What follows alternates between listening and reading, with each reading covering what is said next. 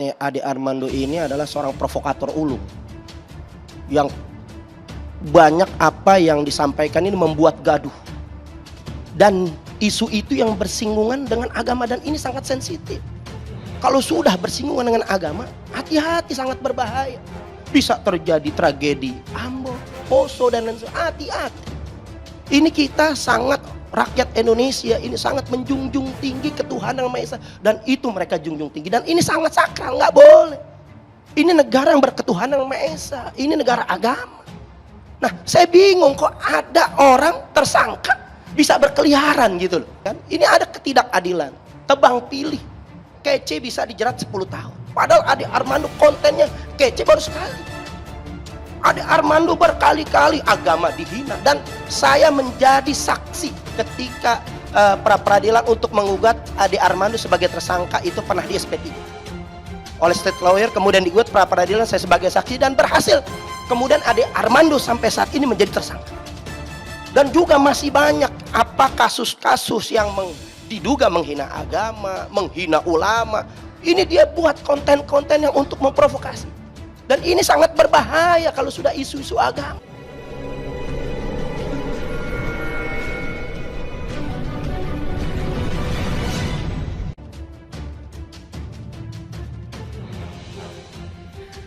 Surat terbuka untuk Ade Armando. Kesombongan itu mencederai kehidupan. Semua kontroversi terhadap peristiwa pengeroyokan Ade Armando itu tidak menghalangi terbukanya aib diri seorang yang sering mengatakan dirinya sebagai seorang intelektual punya ilmu.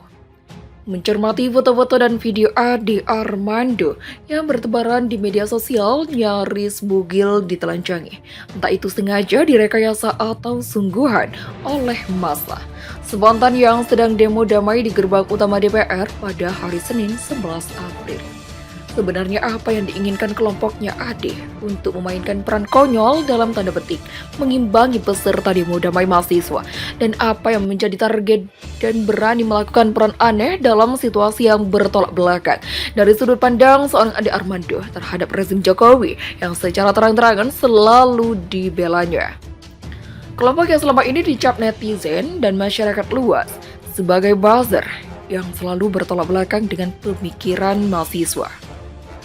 Bahkan BEM UI sewaktu mengkritik Jokowi dengan sebutan Jokowi the King of Lip Service.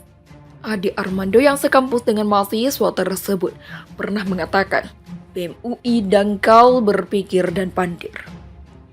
Reaksi dan kritik mahasiswa akhir-akhir ini kepada rezim Jokowi yang anti demokrasi dan salah urus ekonomi membuat Ade Armando kehilangan tools laptopnya untuk mendesain perlawanannya sebagai aktor pembela utama rezim pemerintah Jokowi. Saya melihat ada kegalauan menghadapi peningkatan eskalasi kebangkitan mahasiswa dan akar rumput yang berani turut unra seluruh penjuru Nusantara. Perubahan sikap tiba-tiba ini tentu mengundang tanda tanya.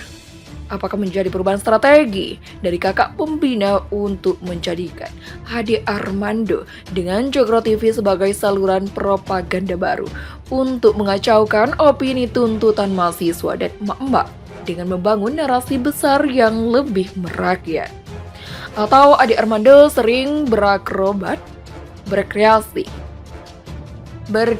dengan pola komunikasi yang lebih soft untuk mendapatkan tempat istimewa di dalam rezim maupun publik. Walaupun demikian, perubahan sikap Ade Armando ini tidak akan mengubah persepsi publik bahwa dia adalah iguana yang bisa setiap saat berubah-ubah penampilan dan gaya. Memori publik sudah tertanam kuat bahwa Ade Armando adalah sosok penista agama yang tidak tersentuh hukum. Nyinyir dan nyeleneh terhadap umat Islam, terutama, dan pelecehan terhadap agama Islam sudah melampaui kepatutan hingga masuk wilayah ujaran kebencian. Senin 11 April 2022 boleh dikatakan adalah hari balasan penistaan bagi dirinya. Seorang intelektual kampus bergelar doktor harus dipermalukan di atas aspal jalan raya nyaris telanjang bulat. Tragis, apapun pembelaannya tak punya arti. Sebagai sosok berilmu, Tindakannya cukup ukuran dengan memakai kaos identitas aktivis pergerakan PIS. Menunjukkan dia tidak sedang memainkan peran cendekia. Selaku pakar komunikasi, dia justru merendahkan marwah intelektual, bahkan menurunkan kelasnya. Pernyataan menggunakan akal sehat dan kecerdasan yang sering terucap dalam ucapannya di perdebatan publik seakan tenggelam dalam semangat tampil melawan opini dan kesombongan diri. Kuasa Allah Subhanahu wa Ta'ala bagi yang beriman sungguh meyakini pasti ada cara untuk menahan perbuatan-perbuatan penyimpang dari ciptaannya dengan cara yang tidak diketahui. Itulah takdir.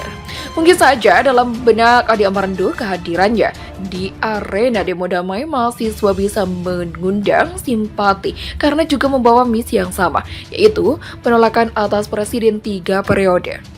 Ternyata kehadirannya membawa bencana.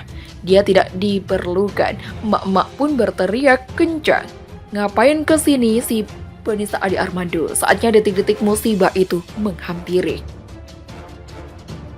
Tidak terbayangkan ungkapan dia saat wawancara live di Akbar Faisal Official mengatakan bahwa dirinya memang dilindungi oleh pemerintah rezim Jokowi dan memang orang seperti saya ini dibutuhkan. Ternyata menjadi bumerang atas dirinya. Mungkin saja AA dalam perlindungan aparat keamanan tapi ternyata tidak sanggup juga melindungi. Terjadilah peristiwa tragis tersebut. Betul-betul dipermalukan, dihina sehina-hinanya. Peristiwa Adi Armando pada Senin 11 April 2022 akan menjadi dokumenter historik dalam aksi unjuk rasa mahasiswa Indonesia bahwa seorang dosen senior bergelar doktor dari sebuah perguruan tinggi ranking terbaik di Indonesia ditelanjangi di hadapan pabrik unjuk rasa yang jelas-jelas membela rezim penguasa saat ini. Penganiayaan dan pengeroyokan Senin pada 11 April bisa dikatakan pembalasan dendam masyarakat yang merasa terhina atas ulah Adi Armando yang selama ini dipertontonkan dengan sombong. Hal ini menjadi peringatan kepada setiap orang yang punya kapasitas dan menjadi pesan politik kepada siapapun agar selalu menggunakan nurani dan tidak bermain-main dengan kekuasaan untuk menindas. Jangan lupa, di langit masih ada langit. Jangan lupa di langit masih ada langit.